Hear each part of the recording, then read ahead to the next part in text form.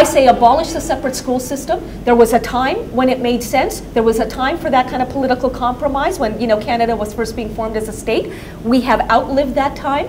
And in the same way, not just abolish the separate school system, don't be letting any religious group own rights for that group, whether it's to establish a Muslim prayer room in any school or whatever else, you know, so-called leaders of religious communities are now demanding.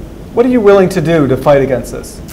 You know, I'll tell you what I was thinking about doing, but I know that it wouldn't be terribly constructive, but the fantasy would be a couple of days from the time that you and I are doing this interview, a public school in Thorncliffe Park is going to be having a Jummah prayer, a congregational prayer for Muslim students.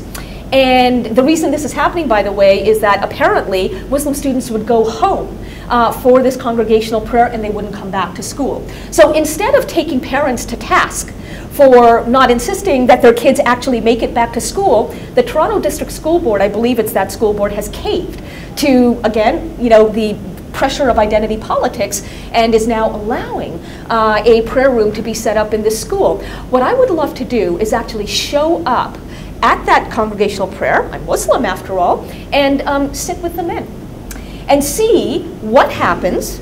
And if something does happen and I'm told I'm not allowed to sit with the men, then again, your taxes and mine too, by the way, I continue to pay taxes in Ontario, your taxes and mine are also then going to help fund segregation. Right. Okay. Well, we'll go there with the camera. When is it happening? Well, that would be this Friday. I've got a flight out of Toronto. Oh, first thing. Stay with us, fight with us. Would you really follow me?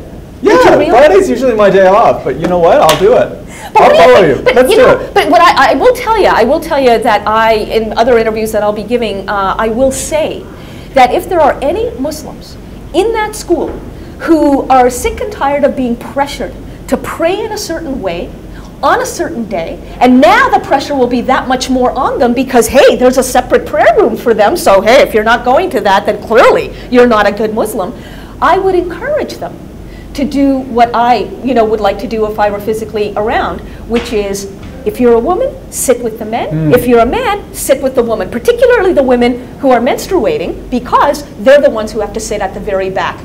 Okay, how's that for stigmatization? So religion out of schools. Well, sure. I mean, again, teaching, religious principles as this is what certain religious traditions claim, I think that's fine. But religious practice out of schools.